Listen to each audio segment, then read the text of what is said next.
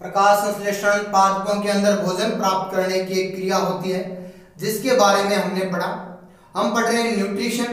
तो प्रकाश संश्लेषण के बाद और भी बहुत सारी क्रियाएं होती है जिनके द्वारा पादप जो होते हैं वो उपयोगी पोषक पदार्थों को ग्रहण करते हैं। और इसी क्रम में अगली जो क्रिया है वो है नाइट्रोजन स्थिरीकरण या नाइट्रोजन फिक्सेशन। नाइट्रोजन स्थिरीकरण क्या होता है? देखिए, अभी हमने पढ़ा था कि कीट भक्षी जो पादप होते हैं, इंसेक्टिवोर्स जो प्लांट होते हैं, वो प्रोटीन से नाइट्रोजन को ग्रहण कर लेते हैं। क्यों? क्योंकि हमें पता है कि प्रोटीन जो होती है या अपने दालें जो होती है और अपने भी बॉडी के अंदर है वो नाइट्रोजन की बहुत ज्यादा आवश्यकता होती है पोषण के अंदर। और नाइट्रोजन जो होता है एक अच्छा पोषक तत्व भी होता है। तो नाइट्रोजन जो होता है वो दालों के अंदर प्रोटीन निर्माण के लिए आवश्यक होता है। तो पादपों को नाइट्रोजन की आवश्यकता होती है। तो वो क्या करता है? नाइट्रोजन का उपयोग करता है। लेकिन हमें पता है कि सीधा नाइट्रोजन जो है वो पादप के द्वारा ग्रहण नहीं किया जा सकता है। तो इसके लिए जो अगली क्रिया है वो होती है नाइट्रोजन स्थिरीकरण या नाइट्रोजन फिक्सेशन।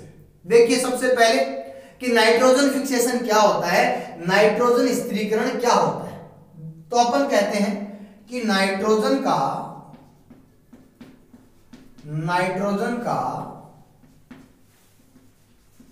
नाइट्राइड या नाइट्रेट में बदलना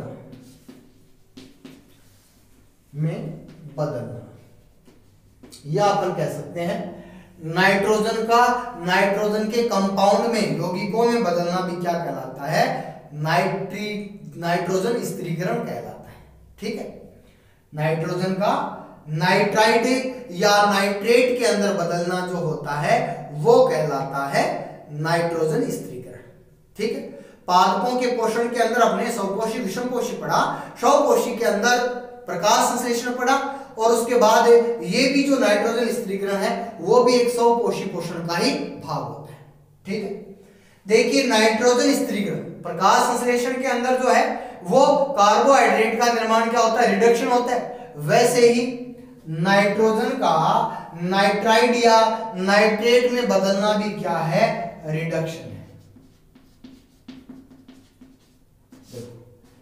नाइट्रोजन स्थिरीकरण जो होती है वो एक अपचयन क्रिया है, रिडक्शन रिएक्शन है।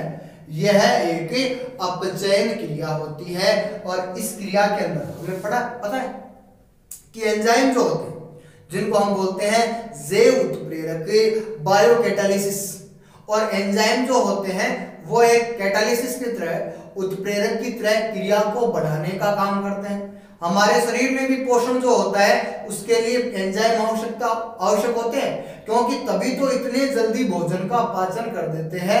वो सारी क्रियाएं जो एंजाइमों के द्वारा संपन्न होती है।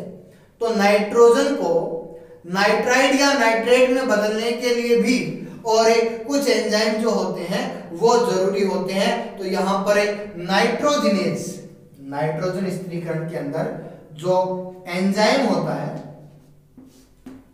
वो होता है नाइट्रोजिनेज। नाइट्रोजिनेज एंजाइम जो होता है वो नाइट्रोजन स्थिरीकरण में आवश्यक होता है।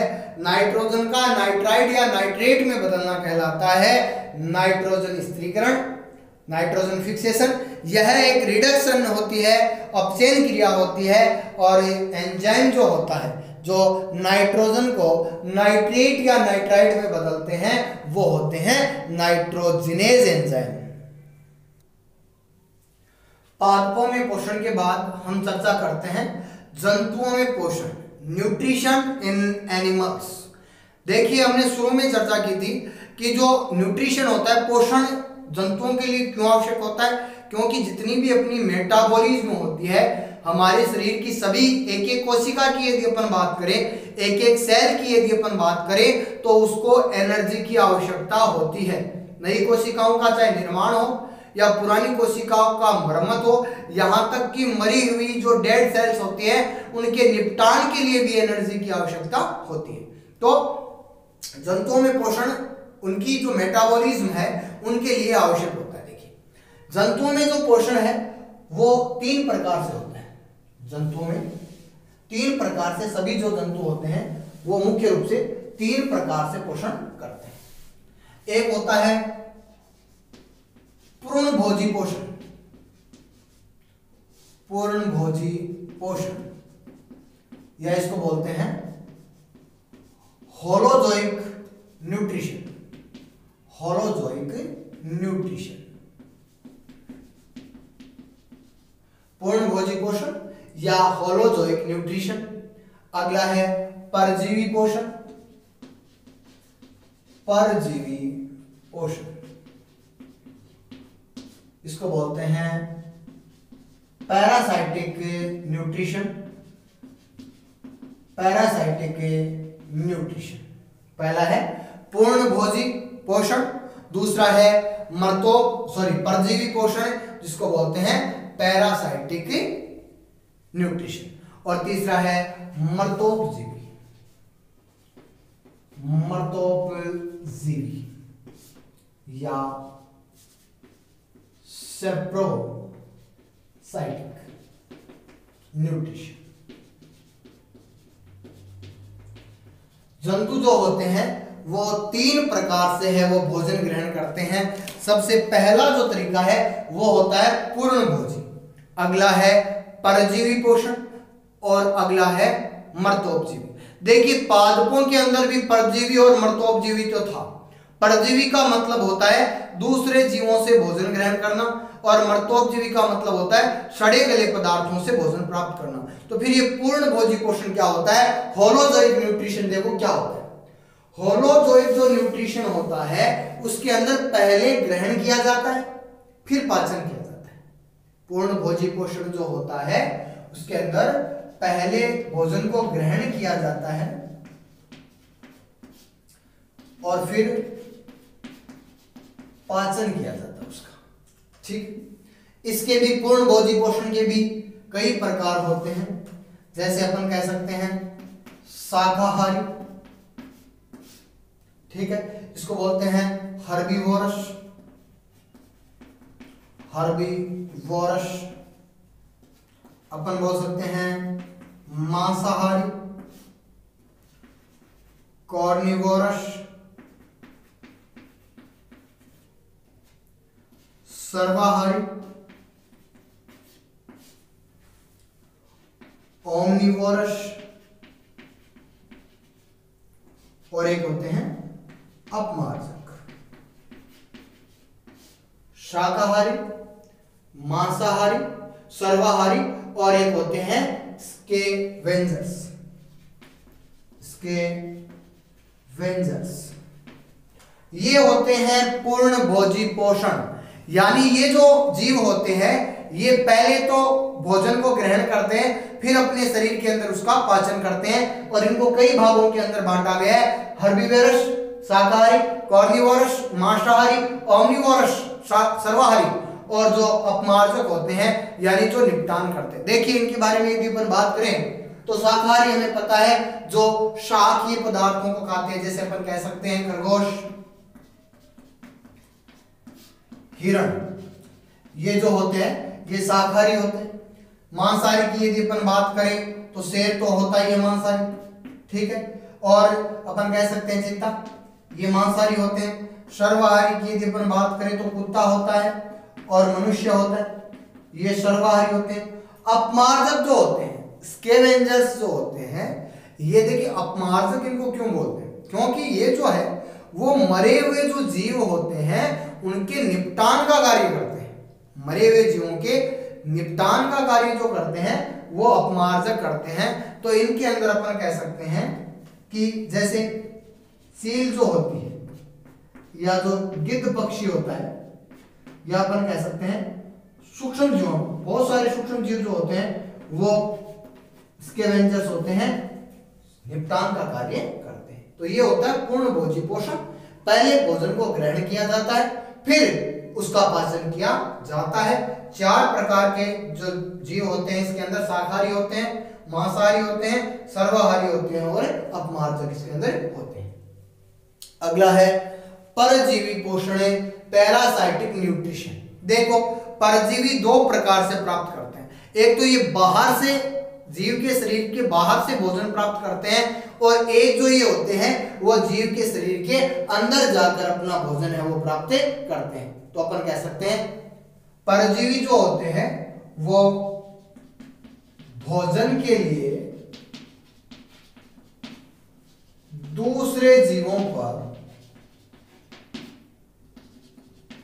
निर्भर, परजीवी जो जीव होते हैं, परजीवी जो जंतु होते हैं वो भोजन के लिए दूसरे जीवों के ऊपर निर्भर करते हैं। ये भी दो प्रकार के होते हैं, ये भी दो प्रकार के होते हैं। एक तो होते हैं बाह्य परजीवी, एक्सटर्नल पैरासाइट, एक तो होते हैं बाह्य परजीवी एक्सटर्नल पैरासाइट, और एक होते हैं अंतः परजीवी इंटरनल पैरासाइट। एक बाह्य परजीवी होते हैं और एक होते हैं अंतः परजीवी। एक तो होते हैं एक्सटर्नल पैरासाइट और एक होते हैं इंटरनल। यानी इंटरनल जो होते हैं वो हमारे शरीर के अंदर होते हैं, और बाह्य परजीवी जो होते हैं वो शरीर से बाहर होते हैं। जैसे अपन कह सकते हैं एग्जांपल में जोंक जो होता है, या मच्छर जो होता है, जोंक है, मच्छर है, या जूं जो होती है, ये क्या होते हैं? ये बाहरी परजीवी होते हैं, बाहर से अपना पोषण प्राप्त करते हैं। अंतः परजीवी के अंदर अपन कह सकते हैं गोलकृमि और एस्केरिस जो होते हैं, ये होते हैं अंतः परजीवी। यानी ये जो जीव होते हैं वो हमारे शरीर के अंदर पाए जाते हैं, और वहीं से जो है वो न्यूट्रिशन जो प्राप्त करते हैं। ये जो जीव है वो हमारे शरीर के अंदर पाए जाते हैं और वहीं से न्यूट्रिशन प्राप्त करते हैं। अगले है मर्तोपजीवी या सेप्रोसाइटिक। मर्तोपजीवी जो होते हैं वो सड़े गले पदार्थों से अपना पोषण प्राप्त करते हैं। मर्तोपजीवी जो होते हैं वो सड़े गले पदार्थों से अपना पोषण प्राप्त करते हैं। एग्जाम्पल में हम कह सकते हैं ये होते हैं जीवाणु या कवक। बैक्टीरिया एंड फंजाई जो होते हैं वो होते हैं स्प्रेडर्स। ठीक है, तो अपन कह सकते हैं पूर्णभोजी पोषण, परजीवी पोषण और मर्तोपजीवी पोषण के आधार पर जो जंतु होते हैं वो अपना पोषण प्राप्त करते हैं और अपनी विभिन्न क्रियाओं को पूर्ण करते हैं। जंतुओं में पोषक पदार्थ, हमें जीवित रहने के लिए किन पोषक पदार्थों की आवश्यकता होती है? यहां तक हमने पढ़ा कि हमें पोषण की आवश्यकता होती है। पोषण जो होता है वो पोषक पदार्थों को ग्रहण करना पोषण कहलाता है, और हमें जीवित रहने के लिए हमारे शरीर की जो मेटाबॉलिज्म है, उपापचयी क्रियाएं जो होती है उनको संपन्न करने के लिए हमें पोषक पदार्थों की आवश्यकता तो होती है, लेकिन हमें किन किन पोषक पदार्थों की आवश्यकता होती है? तो देखिए, हम यदि अपन बात करें कि हमें किन किन पोषक पदार्थों की आवश्यकता होती है, तो देखिए सबसे पहले तो हमें कार्बोहाइड्रेट,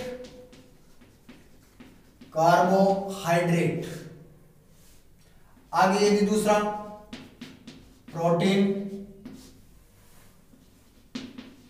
वसा, जल,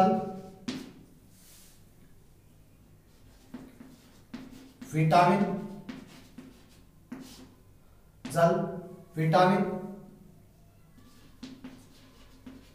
खनिज लवण या फाइबर, या इसे अपन कह सकते हैं चारा, या इंग्लिश में इसको बोलते हैं रफेज। इंग्लिश में जो है वो इसको बोलते हैं रफेज। ठीक है, हमें जीवित रहने के लिए इन पोषक पदार्थों की आवश्यकता होती है। कार्बोहाइड्रेट, प्रोटीन, वसा, जल, विटामिन, खनिज लवण और चारा। देखिए, कार्बोहाइड्रेट, प्रोटीन, वसा जो है वो तो मुख्य पोषक पदार्थ है। कार्बोहाइड्रेट, प्रोटीन, वसा जो होते हैं ये तो मुख्य पोषक पदार्थ है, लेकिन यदि हम बात करें विटामिन, जल और खनिज लवण। हमें जो एनर्जी प्राप्त होती है वो कार्बोहाइड्रेट, प्रोटीन, वसा से प्राप्त होती है। जल, विटामिन और खनिज लवण चारा से, इनसे हमें एनर्जी प्राप्त नहीं होती। देखिए फाइबर है ये चारा। आगे तो फिर ये क्यों लेते हैं? विटामिन हमें ऊर्जा नहीं देते हैं, लेकिन ऊर्जा निर्माण के लिए आवश्यक पदार्थों की जो पूर्ति है वो करते हैं, या हम कह सकते हैं ऊर्जा निर्माण के लिए जो क्रियाएं होती है उनके अंदर ये सहायक होते हैं। या खनिज लवण जो होते हैं वो भी ऊर्जा निर्माण के लिए आवश्यक पदार्थों के निर्माण में सहायक होता है। जल जो होता है वो ऊर्जा के पदार्थ जो होते हैं, पोषक पदार्थ जो होते हैं, उनको एक स्थान से दूसरे स्थान तक ले जाने का कार्य करते हैं। आगे यदि अपन बात करें चारा या फाइबर, चारा या फाइबर कह सकते हैं। देखिए सलाद जो होता है, भोजन के साथ हमें कच्चे जो अपन कह सकते हैं कि जो कच्चे सब्जियां वगैरह होती है या कच्चे फल जो होते हैं उनको साथ में खाना चाहिए। क्यों? क्योंकि उनके अंदर होता है फाइबर, और फाइबर जो होते हैं वो भोजन को पचाने में बहुत ज्यादा सहायक होते हैं। इसलिए फाइबर जो होते हैं उनका भी सेवन जो है वो हमें करना चाहिए। तो ये वो पोषक पदार्थ है जिनकी हमें लगातार आवश्यकता होती है और जिनकी सहायता से हम हमारे शरीर की जो मेटाबॉलिज्म है उनको पूर्ण करते हैं। सबसे पहला जो मनुष्य के अंदर पोषक पदार्थ है वो है जल। देखिए हमने जानते हैं कि जल जो होता है वो जीवन की उत्पत्ति का कारण होता है। जल से ही है वो जीवन का निर्माण होता है। तो जल जो है वो हमारी बॉडी के अंदर लगभग 65% होता है।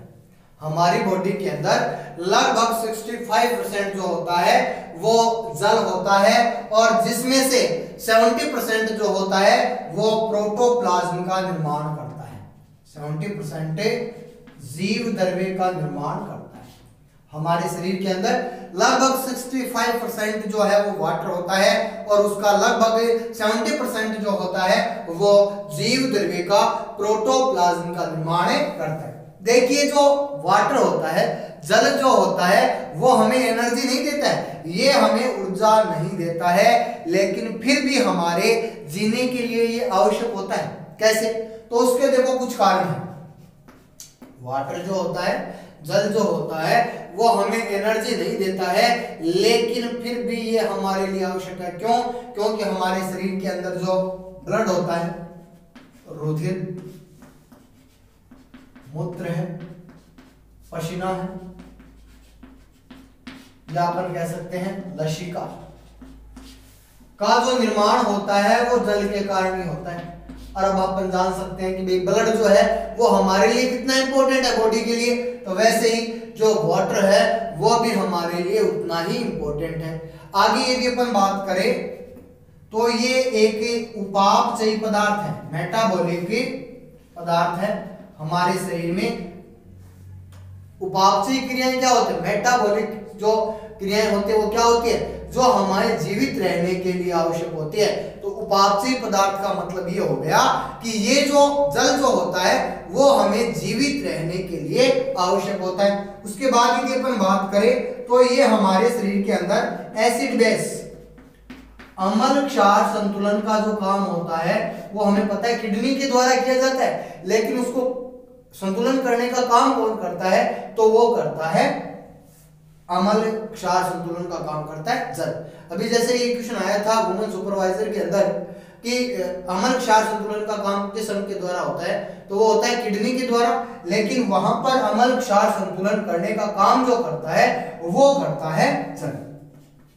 आगे यदि अपन बात करें तो हमारा जो बॉडी टेम्परेचर होता है, हमारा बॉडी टेम्परेचर जो होता है, ताप नियंत्रण जो होता है वो किसके द्वारा होता है? तो ताप नियंत्रण है वो भी जल के द्वारा होता है। और ये हमारे शरीर के अंदर एक ल्यूब्रिकेंट का, स्नेह का काम करता है, जिससे दो अंगों के बीच में आपस के अंदर फ्रिक्शन ना हो, घर्षण ना हो, इसलिए हमारे शरीर के अंदर ये स्नेह का काम करता है। तो वाटर हमारे शरीर में 75% होता है, और इसके अंदर 70% तक जो प्रोटोप्लाज्म है वो इसी का बना होता है, और अपनी बॉडी के अंदर ये एनर्जी नहीं देता है, फिर भी ये हमारे लिए बहुत ज्यादा जरूरी है, क्योंकि ये बनाता है रुधिर, मूत्र, पसीना, लसिका, और हमें पता है कि ब्लड जो है वो हमारे लिए कितना जरूरी है। आगे यदि हम बात करें तो ये हमारे शरीर का उपापचय पदार्थ है। मैंने बताया मेटाबॉलिक जो होता है, उपापचय क्रियाएं जो होती है वो हमें जीवित रहने के लिए आवश्यक क्रियाएं होती है। डाइजेशन है, रेस्पिरेशन है, सर्कुलेशन है, एक्सलेशन है। तो ये जो क्रियाएं होती है उनके लिए ये पदार्थ आवश्यक होता है। हमारी बॉडी के अंदर एसिड बेस का जो संतुलन होता है वो इसी के द्वारा होता है। टेम्परेचर कंट्रोल, हमारी बॉडी का टेम्परेचर जो कंट्रोल किया जाता है वो वाटर के द्वारा ही होता है, और यह एक लुब्रिकेंट होता है, स्नेहक होता है, जो हमारी बॉडी के अंदर जो अंग है उनको आपस में फ्रिक्शन से रोकता है, जिनसे अंगों को जो है वो हानि नहीं होती। आगे यदि अपन जल की कुछ और बात करें तो हमें कम से कम दिन के अंदर और जो है वो 6 से 8 गिलास जो है वो जल का सेवन करना चाहिए। आगे यदि जल की आवश्यकता है वो निर्भर करती है टेम्परेचर पर, नमी पर, हवा पर और एक शारीरिक कार्य पर। हमारे शरीर के अंदर जल की मात्रा टेम्परेचर पर भी निर्भर करती है, वातावरण में नमी है उस पर भी निर्भर करती है, और यदि अपन बात करें तो ये निर्भर करती है शारीरिक कार्यों पर भी। आगे छोटे बच्चे जो होते हैं, 6 महीने से कम उम्र के जो बच्चे होते हैं उनको जल पिलाने की आवश्यकता नहीं होती। क्यों? क्योंकि उनके अंदर जो पानी की पूर्ति होती है वो माँ के दूध के द्वारा ही होती है। और भी इसका जो कारण होता है अपन कह सकते हैं कि शिशुओं की जो किडनीज होती है उनके जो मैच्योर नहीं होती है, जिससे ये पानी में घुले हुए तत्वों को उत्सर्जित नहीं कर सकती है। देखिए 6 महीने से कम उम्र के जो बच्चे होते हैं उनके अंदर किडनी मैच्योर नहीं होती, इसलिए पानी में घुले हुए पदार्थ जो होते हैं उनका ये उत्सर्जन नहीं कर सकती है। इसलिए 6 महीने से कम उम्र के बच्चे जो होते हैं उनको जल नहीं पिलाना चाहिए। तो ये जल और इसके जो कुछ इंपॉर्टेंट फैक्ट्स थे उनके बारे में पढ़ा हमने। अगला जो पोषक पदार्थ है वो है चारा या रफेज, या हम इसको बोलते हैं फाइबर, तंतु।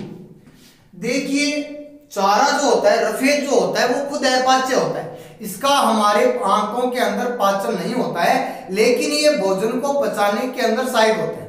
रफेज जो होता है वो उसका खुद का हमारी आंतें जो होती है वो पाचन नहीं कर सकती है, लेकिन ये पचाने के अंदर क्या होता है, सहायक होता है। आगे यदि अपन बात करें तो इससे अपच पदार्थों को शरीर से बाहर निकालने के अंदर सुगमता मिलती है। इससे जो अपच पदार्थ होते हैं जिनका पाचन नहीं होता वो इनके साथ है वो शरीर से बाहर निकलने के, तो ये जो खुद होता है वो इनडाइजेस्टिव होता है, अपाच्य होता है, लेकिन डाइजेशन के अंदर जो है वो ये सहायक होता है। आगे यदि अपन बात करें तो एग्जांपल ये मिलता है कोशिका भित्ति,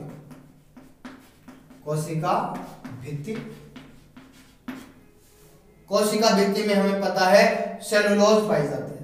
कोशिका भित्ति में पाई जाने वाली सेलुलोज,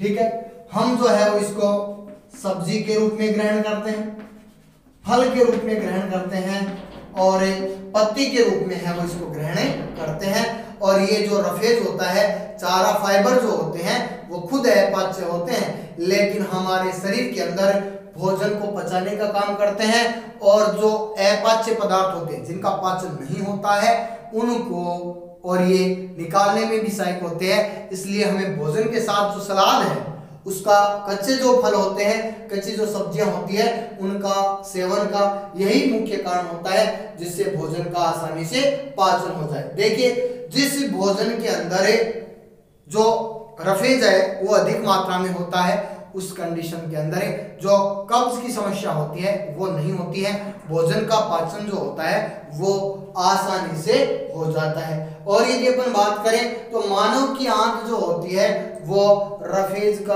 पाचन नहीं कर सकती है, मानव की जो आंत है वो रफेज का पाचन नहीं कर सकती है। तो जल के बाद ये दूसरा जो पोषक पदार्थ था वो है चारा।